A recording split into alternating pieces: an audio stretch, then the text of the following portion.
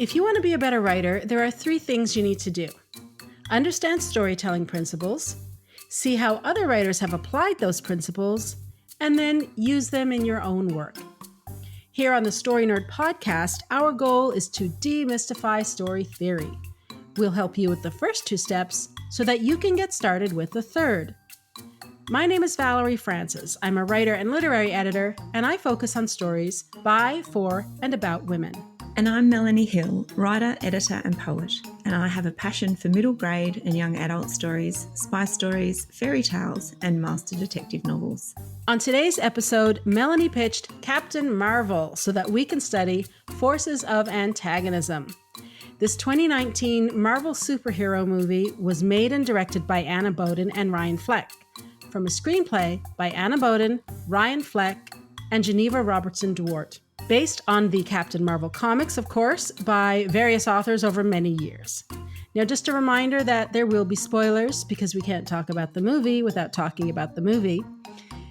And as always, we would love it if you could take a minute and give the podcast a rating and review. If you're listening to us on Apple Podcasts, you can do it right from your phone. Simply go to the show's landing page, not the episode page. Scroll down to the bottom and you'll see ratings and review. Just tap the stars to leave a rating. It's that simple.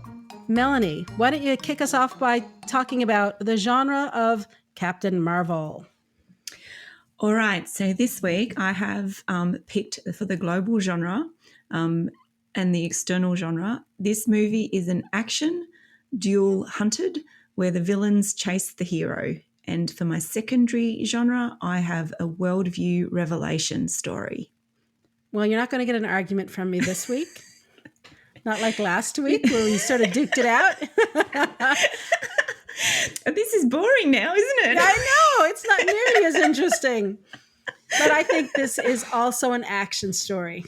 Yes. Well, it's pretty obvious, isn't it, sometimes? It would be hard to see a superhero movie that wasn't an action story. But yes, so great. So we both agree. And this is a very upfront movie, right? So it's pretty much what you know about the Marvel movies is what you're going to get. So the genres aren't really contestable, I think. Right. However, and again, this actually plays into the forces of antagonism, which is the topic that I'm discussing or investigating a bit more this season. So I have identified the 2 types of antagonistic forces in this movie. The bad guys are pretty obvious, but it's the inanimate force that's really interesting. And I've identified that as the Kree's supreme intelligence, whose actions are represented by various Kree characters in the movie, and they become the villains. So this is a very interesting example of how an inanimate force is personified. So how did the forces of antagonism drive this story forward? Well, this is interesting, and I think this is one of the most interesting parts of this movie from an author's or a writer's perspective. The Skrull are initially set up as the force of antagonism by Yon-Rogg. And he does this when he briefs his team on their initial mission to retrieve a Kree spy on Talos. And this brief is reinforced when the Skrull abduct Vers, and you really have to follow along with the characters and know who the characters are when I'm talking this week. So the Skrull abduct Vers during the mission. However, it's when the Skrull start to probe Vers's memory that we start to see a very important setup. So Vers's memories are filled with a woman called Lawson, who we've seen before on Hala. First in Vers' dreams, and then the Supreme Intelligence actually takes the shape of Lawson when it meets with Vers for the first time. This initial setup prompts the question that drives Vers's actions. So why do they want Vers? So why do the Skrull want Vers and her memories of Lawson? And who is Lawson to Vers? So these questions drive Vers's decisions and actions on planet C-53, which is Earth, and this happens in the first part of the movie. So Vers is also being chased by the Skrull, who continually catch up to her and who also force her to join forces with Nick Fury. However, it's Talos, the leader of the Skrull, who eventually reminds Vers that she is Carol Danvers, and who reveals that Lawson is really a Kree scientist called Mar-Vell. And he also reveals how Carol and her friend Maria Rambeau were helping her, Lawson, develop an engine that both the Kree and the Skrull are chasing. So the Skrull were made intergalactic refugees by the Kree, and they want to get as far away from the Kree as possible. So the Kree are hunting the Skrull, and with Mar-Vell's engine, they will be able to keep building an empire and keep wiping out races that actually contest their desire for, I suppose, intergalactic supremacy. So the force of antagonism also shifts 180 degrees at the point when Talos reminds Vers that she's Carol Danvers. And with this, the mystery is solved and the truth is revealed. So Carol then focuses on defeating the Kree and stopping their destructive colonization. And that's my words, not explicitly stated in the movie, but that's how I've interpreted it. So what impact did they have on the protagonist? So the two forces of antagonism in this movie have two very different impacts on Vers or Carol. The Skrull, when they are understood, open up Carol's understanding. They give her part of her memory back, and she finds meaning in the gift of the truth, which is what they give her. The Kree are the opposite. They have contained Vers' power, sought to control her, and use her past to give themselves every opportunity to find the technology behind Mar-Vell's engine. They have stunted Vers' power and stopped her from reaching her true potential. And I have to admit, I love the line in the movie where Carol tells Yon-Rogg that she doesn't need to prove herself to him anymore. And that is her power and how she defeats them right there in action. I love that scene. That's a great scene. So did the forces of antagonism have their own logic and rationale for their actions in this movie? Well, I think the Skrull have compelling reasons for their actions, and those reasons are hidden by the stories the Kree tell Vers. They have created an alternative narrative that hides the truth. The Skrull, once their plight is known, become much more sympathetic and likeable. Their cause also becomes Carol's cause because she was a victim of the Kree as well. The Kree, once the truth is revealed, have a logic, but it's not a very sympathetic one. The Supreme Intelligence is not a likeable character. The villain switcheroo doesn't just happen at the midpoint of the movie where one villain replaces another. It also has to make sense, and it must be set up in two ways. So the Kree who first appear in the story must set up an ambiguous justification for their actions to retrieve their spy and kill the Skrull hiding on the planet Torfa. The propaganda must provide context for the Kree's actions in the present as well as the future. So their story needs to make sense at the start of the movie, but it also needs to make sense with the new understanding that the Skrull provide Carol. The Kree's story and the Skrull's stories must have some alignment, but also explain how Carol is stuck in the middle of that conflict. However, there is a significant problem with the antagonist's wants in Captain Marvel. We learn that the Kree want to keep Vers close and restrained because she absorbed the power of the engine Mar-Vell developed. But what they really want is the Tesseract. And Mar-Vell has the Tesseract on her orbiting spaceship above Earth. Now, if you follow the Tesseract's timeline in the Marvel Cinematic Universe, it is really difficult to understand how the Kree knew that Mar-Vell had it. So the link also between the Tesseract, Mar-Vell, the engine, and Kree weapon development is not very clear in this movie. In fact, it's so vague that it looks like a happy accident when the Tesseract turns up and it happens to be the Infinity Stone the Kree and the rest of the universe are looking for. So up until the Tesseract is found, it's really been with Tony Stark's father since the Second World War, and Captain America in the first Avenger movie addresses some of this. Right up until here, the Kree's motivation appears to be wiping out the Skrull, but after this point, their motivation doesn't make much sense. Well, that's my take on it. I'm sure that there are people who have a lot more deeply involved in the MCU than me that will correct me if I'm wrong. Right, so how is the antagonist then defeated or subdued? Well, Carol defeats the Kree when she unleashes her power and fights them on equal terms. As Carol says to the Supreme Intelligence, "I've been fighting with one hand tied behind my back." But then she doesn't really defeat them, does she? We only see her on screen punishing Yon-Rogg. And while Yon-Rogg is representative of the Kree's Supreme Intelligence, we don't see the whole system burn to the ground. Instead, like all good Marvel movies setting up sequels, we see Captain Marvel sending a message to the Supreme Intelligence about destroying the Kree Empire. We also see Ronan the Accuser, who says he'll be back to collect the weapon, and by that he means Captain Marvel or Carol Danvers. Right there, we have the start of the Captain Marvel sequel. And we shouldn't be surprised by this because the Kree are a recurring force of antagonism in the Captain Marvel comics.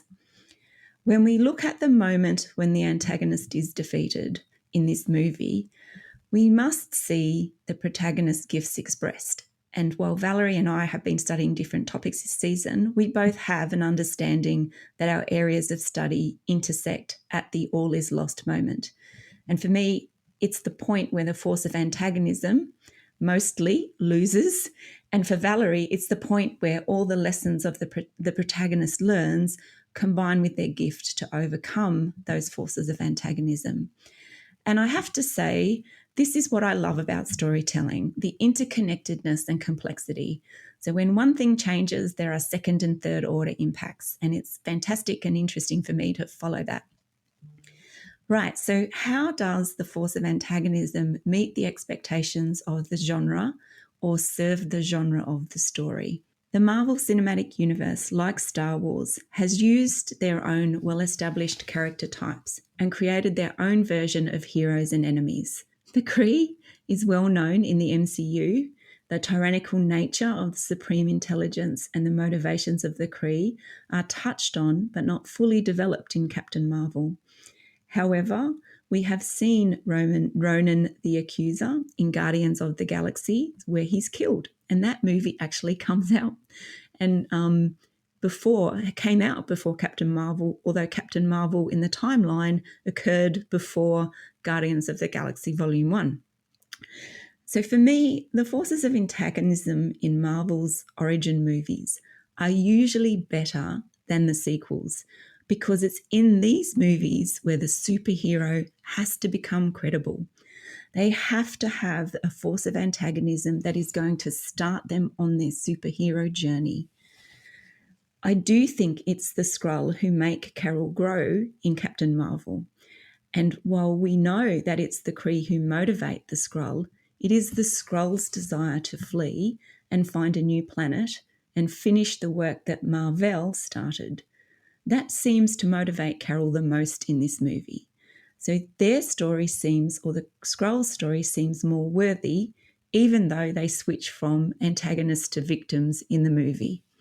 So that's my brief rundown of what I think the forces of antagonism do and how they serve the story. Valerie, what do you reckon? Have I nailed it?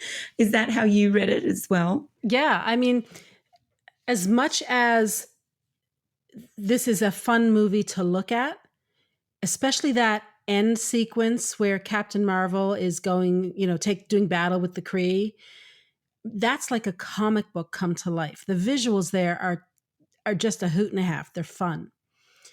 But this is a pretty thin story. It's pretty light. It's all happening on the surface. So what you see is what you get. So yeah, again, unlike last week, I'm totally with you. I agree. Alrighty. So this season I am studying a storytelling principle known as the hero's gift expressed. And Melanie, you've done me a solid again this week because Captain Marvel is a pretty clear example of the technique. It really is. She's a superhero with superpowers, so we get to see exactly what the technique is and how it's used. But before I get into that, I want to do just a little bit of a detour here and discuss another technique called exposition, because this movie is doing something that we saw in Dune and Rogue One, both of which we studied in season 1. What's happening is that all three of these movies are focused on what I call spectacle. That is the CGI, the soundtrack, the costumes, the casting, basically everything that's outside the domain of the writer. So when we strip away those things and we look at just the storytelling, what we notice is that the stories are very weak. There are very few working scenes, and there's a whole lot of exposition. And in the case of Captain Marvel, there's also a whole lot of flashback that's behaving as exposition. I want to draw your attention to this because it underscores the importance of consuming stories actively, not passively. Now, of course, the first time we watch a movie or read a book, we're just going to do it as an audience member or a reader. There's no analysis because it's really difficult to analyze on the fly. Trust me, I have tried it many times and it never works. It makes the whole process so much harder than it needs to be, and it takes a lot longer than it needs to take. So, just take my word for it. On the first go round, all you need to do is notice your own reaction to the story. Is your mind wandering? Did you pause the movie or abandon it entirely? How many chapters are you reading before you put the book down? How eager are you to pick the book back up again? Like that kind of thing. Just notice that on the first go through. It's on the second, third, and fourth times that you watch the movie or read the book that you'll start to observe the storytelling technique. Now, we all naturally emulate the kinds of stories we consume.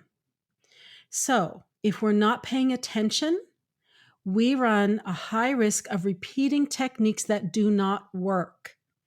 This is especially true for people who sit down to write a novel, but they don't read many novels. Their knowledge of story is coming from film.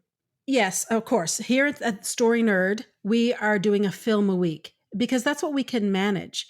We would never be able to read and analyze a novel a week. And even if we could, you'd never be able to keep up with it. You wouldn't be able to read and analyze a book either. Even if you were listening to the audiobook, you might not have time for that with all your other obligations. However, it's still an effective form of studying story for novelists because movies are a terrific way to learn about the high level storytelling principles. And that's what Melanie and I are focusing on here on the show on each week. They're not a replacement for books. Melanie and I are thinking of ways that we can discuss novel writing techniques here on the show. But until we get that sorted out, we're staying with the high level techniques that apply to all forms of storytelling. And that'll keep you busy for a while anyway. It's going to keep us busy for a while. All right. The reason that Captain Marvel, Dune, and Rogue One use so much exposition is that most of their airtime is devoted to action scenes. The average running time for a feature-length film is about 2 hours. So basically, they kind of run out of time to tell the story. They have to give these big information dumps to the audience because they're spending so much time on elaborate CGI, mostly CGI, action sequences. For those of you who love Captain Marvel, I'm sorry, but I have to be honest, it has very, very few working scenes. The first one that is kind of sort of working happens at 26 minutes into the story. 26 minutes. Okay, I'm going to digress here. The first 25 minutes is really boring for me. It took me 3 tries to get through it. But when Samuel L. Jackson showed up on the screen, I was like, oh, hey, now we got a story. He's so much fun. I love that guy. So the scene that I'm saying kind of sort of works at 26 minutes in. Veers has crashed to C-53, and she's on the phone to Jan Rog. And he's telling her not to pursue the Skrull on her own, but to wait until he gets there to C-53. And she refuses. This scene is just starting to cook, but then they cut it off. They sacrifice a working scene in favor of what I think is a really lame joke about long distance services. Now, I know there's a lot of lame jokes in Marvel, and they're not all bad. Some of them, they're so bad you gotta kind of gotta laugh, right? But when you're 26 into a movie and you haven't had a working scene yet, and you're just starting to get one off the ground, it was frustrating. But then Samuel L. Jackson shows up and saves it. Okay. So let me give you 3 examples of exposition or information dumps from Captain Marvel. There are more than these 3. There's way more.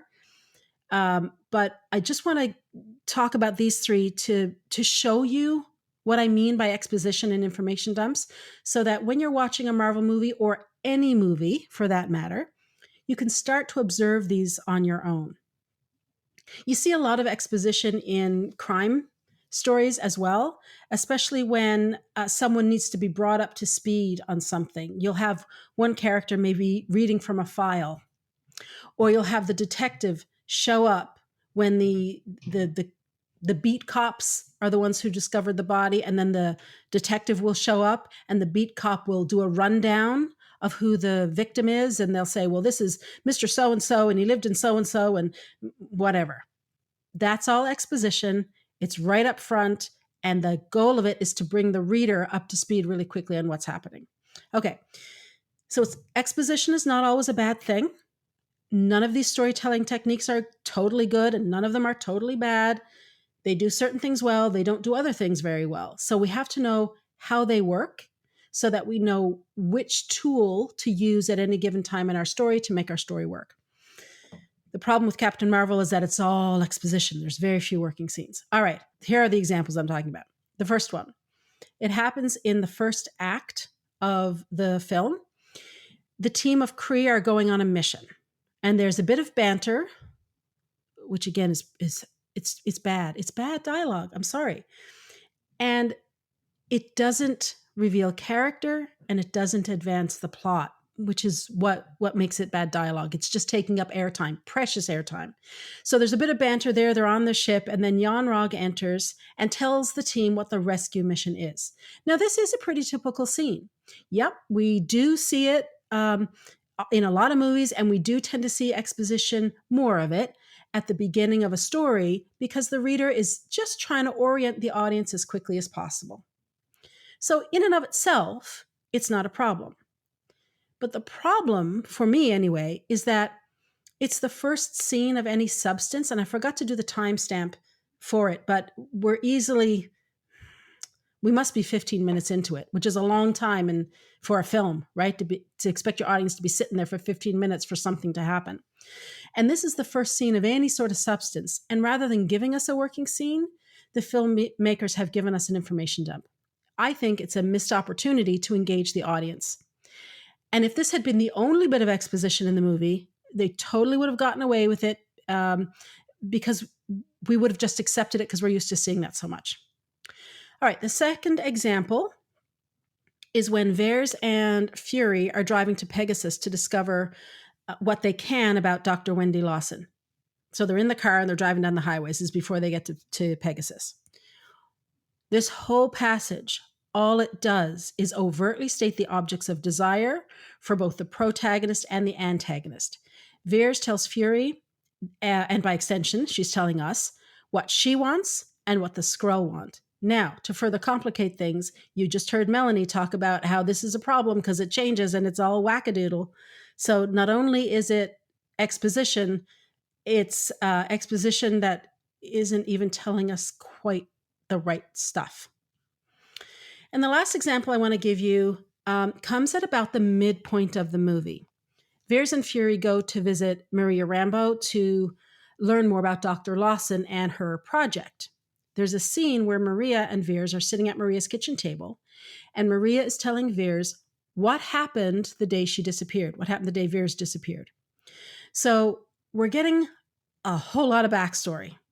We're being told what Lawson was doing that day, what her object of desire, her want, was.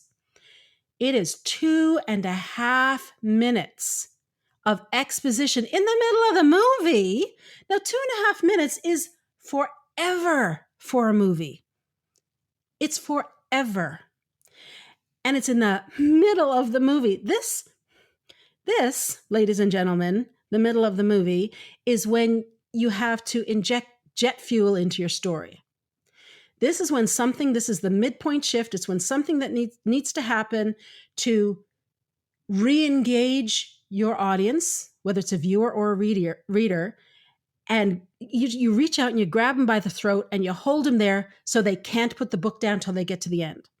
You want a good example? Gone Girl. Gone Girl is a good example of everything. It really cooks. That book is so good.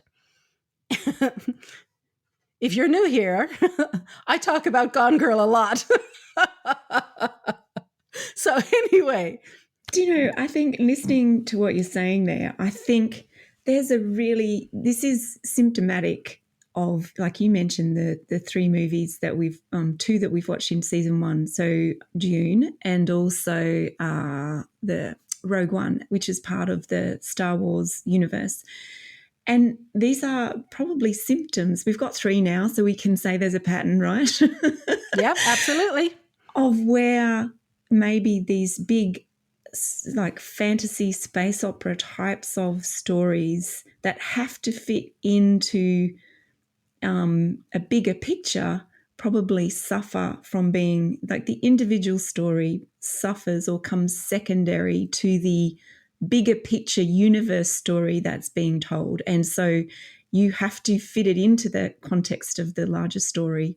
And I'm starting now to see that this is, so 2 things from a writer's perspective is your viewer will want to be there because they just like being part of the world that's created. And I think, you know, everybody who watches Dune or reads Dune, who likes Star Wars stories or the MCU, they want to go back to the world. So you've got an audience there.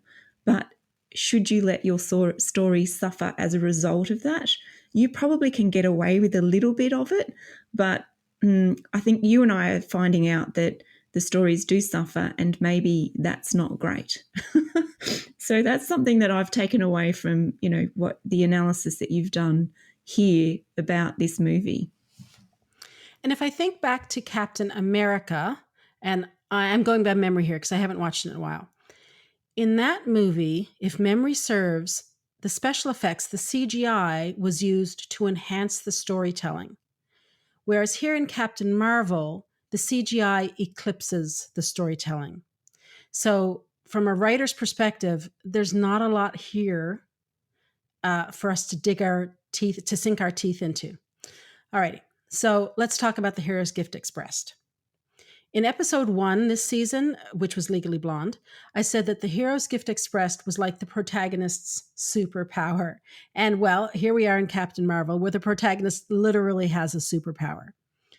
This is Carol Danvers, or Captain Marvel's, origin story. So really, the whole thing is about her gift, what it is, how she got it, and how she learns to use it. And I think the gift is pretty obvious here. We see the first expression of her, I'm calling proton hands. Forgive me if there's a special name for it. I don't mean to be offensive. I just don't know what it's called. And we see that expression at about 1 minute and 30 seconds into the story. So, I mean, you know, that's cool. We want to let the audience see a glimpse of the gift in the first 10 minutes or the first 10 pages. So, I mean, they're out of the gate fast. You know, better still if we can do it in 5 minutes. They've done it in 1 minute and 30 seconds. So, you know, check that box. Awesome. Now, I've also said in the previous episodes of the season that in the climax of the story, when the protagonist is facing the antagonist, that she'll either outsmart or overpower, or both, the antagonist by fully expressing her gift. And it's obvious how Veers does this. She's at the mercy of the supreme intelligence when she outsmarts her by realizing that the gift is actually hers.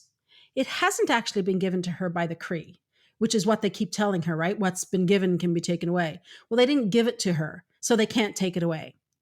Veers, or Captain Marvel, then overpowers the Kree soldiers and the missiles, which force Ronan the Accuser and his squadron to retreat. So this is all pretty easy to see. It's all right there on the surface. We don't have to think too hard. We don't have to look too hard. But I have a theory about how the gift works with superheroes. And like I said, I'm not a superhero aficionado, although I love the stories. I haven't actually studied them. So I don't know if this is actually true, but this is my theory. The superhero has an overt, obvious physical gift, which we call the superpower. However, the alter ego also has a gift, but this one has to do with his or her personality.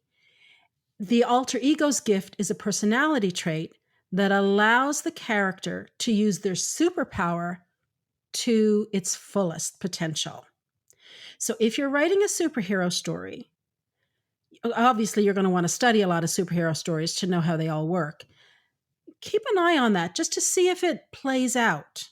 I mean, I kind of was casting my mind back to Spider-Man. Peter Parker is a character who takes a lot of responsibility. He's a responsible guy. And what does his uncle say to him? With great power comes great responsibility, right?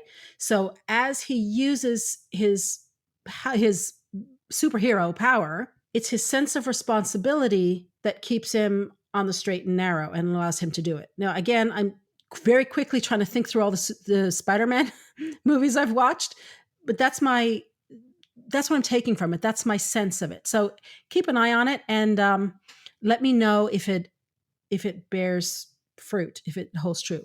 Okay, so if it is true, let's just say it is for argument's sake. In Captain Marvel, the movie, Carol Danvers' gift is that she always stands up. Yep, she gets knocked down over and over, but she's tenacious. She doesn't go down without a fight. About 15 minutes into the movie, we see young Carol getting defeated and berated always by a male. There's a go-kart episode, and she falls on the ropes in the military. She's swinging from one rope to the next and falls. Unfortunately, at that 15-minute mark, the filmmakers didn't go far enough with those memory fragments, and they didn't let us see Carol's gift there. We saw her falling. We never saw her getting back up. We didn't see her reaction to the failure. So we have no idea what Carol's gift is. We know what Captain Marvel's gift is because we see her proton hands, but we don't know what Carol's gift is, which means we don't get the opportunity to anticipate its expression at the end of the movie. We've got nothing to look forward to in that regard. We're looking forward to the overt physical Captain Marvel powers, but Carol Danvers is weakened as a character because we don't see her own power, her own character coming through. And yes, trust me when I say that subconsciously the audience or the reader or viewer is aware of the gift. They're tracking it subconsciously. They're expecting to see it and they are waiting for it to be expressed. There's no question about that at all. Now, at about the 1 hour, 30-minute mark, we get the full montage of young Carol. We get multiple examples of her falling down and getting back up. This is the scene where the Supreme Intelligence is overpowering Captain Marvel again. She's on her knees with the weird snaky things around her, and she goes into like the different world where Annette Bening pops up as the Supreme Intelligence. It's that scene. And because we see her falling down and getting up over and over and over, we finally understand what Carol does so well. Veers, because she's still kind of Veers at this stage, Veers finally gets it too. And this is the moment that she outsmarts the Supreme Intelligence. And she outsmarts her by reclaiming her identity as Carol Danvers. And she embraces her role as Captain Marvel and reclaims her superpower too. This is when she says, "You didn't give me these powers, so you can't take them away." So I'm thinking that when we're creating a superhero for a story, we've actually got to create two gifts. One of them will be a personality trait for the alter ego, which is the gift that allows the superhero to use the overt physical gift, the superpower, to its fullest potential. Now, if you know a lot about superheroes, please reach out to me on Twitter or Instagram at Valerie_Francis. Let me know what you think of that. Let me know if it holds up. I'd be curious to know. Melanie, what do you think? So I actually think you're on to something there. So, and I think that's linked in to whether you use your superpower as a force of good or a force of evil. So that makes sense to me. And that's that next extension of what Peter Parker's uncle says to him in the, with great power comes great responsibility. And it's that step. You have a decision on how you use that power. And that makes absolute sense. And I think that's splitting or having those two gifts, the human gift, and that's what makes the superhero relatable as a human, and then also the superpower gift, which can be used in either positive or negative way. So to me, as your first as the first port of call and feedback, I think you're onto something. And that's interesting too, right? So even though the story is light and probably superficial, it still is a really good example of those things that we've been able to pull out of it as helpful for writers. And it's a good example of that, I think. Anyway, so maybe, I don't know if we should watch more superhero movies though, because I always think the origin stories are the best ones. And then the subsequent sequels, for most of them, seem to fall a bit flat. And I say that because I've just watched Thor: Love and Thunder, and oh my gosh, my take on it is it was a bit of a hot mess. It didn't know what sort of story it was telling.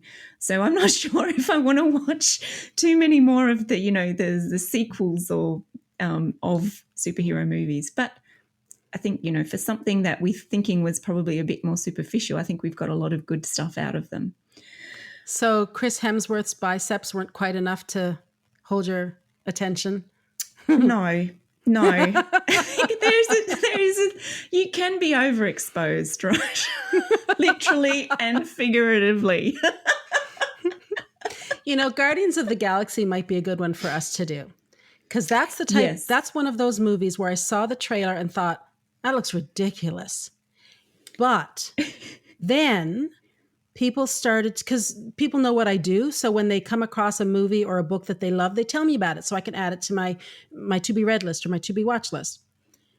It came out, and within days of it arriving here in the theater, I was getting messages from all kinds of people saying, have you seen this movie? It is so good. So I took my kids to see it, and we all had a blast. So that was a case where, even though I thought, going to give this one a pass, it has been a huge hit.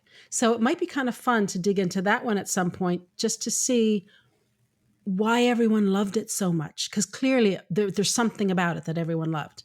And I bet you the story structure is solid.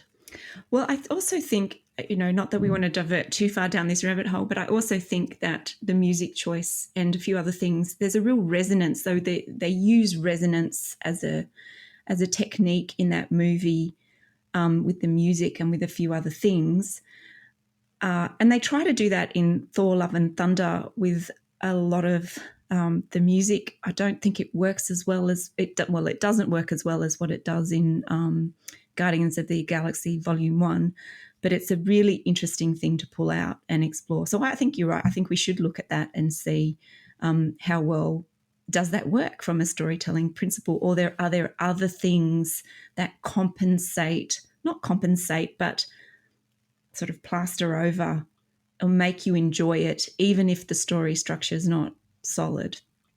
So, yeah, but I do like superhero movies, and I as people have probably picked up, and I particularly did like. I did like Captain Marvel for a couple of reasons. A, that she's in the Air Force, so and some of that struggle, especially in the 80s where it was set, I fully got that. So, but I'm probably in a small portion of the population that really resonated for me and spoke to me.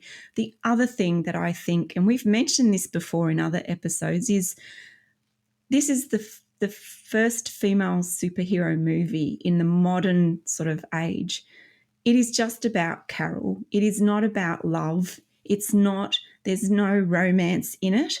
And that was so good. Just, and a relief really that there was no, romance love story tied into this superhero story. And that's refreshing to see that, particularly for a female superhero protagonist, that she didn't rely on, some sort of love.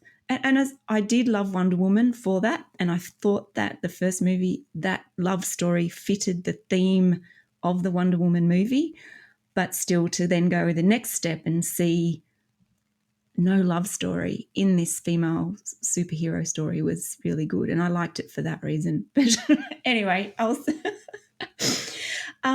right, so action steps.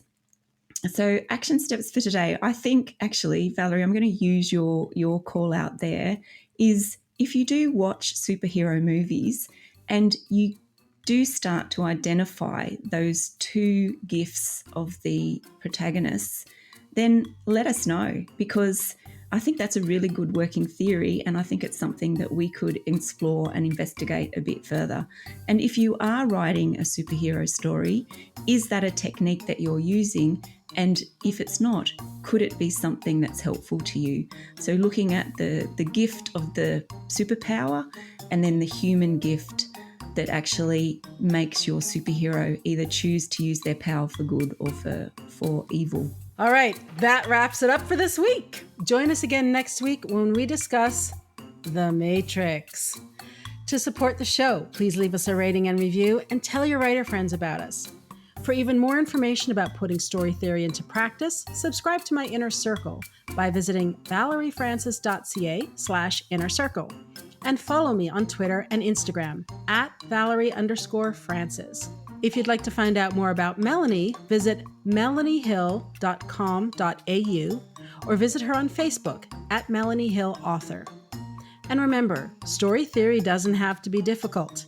It's a tool to help you write more, not less. So take it one step at a time and have fun.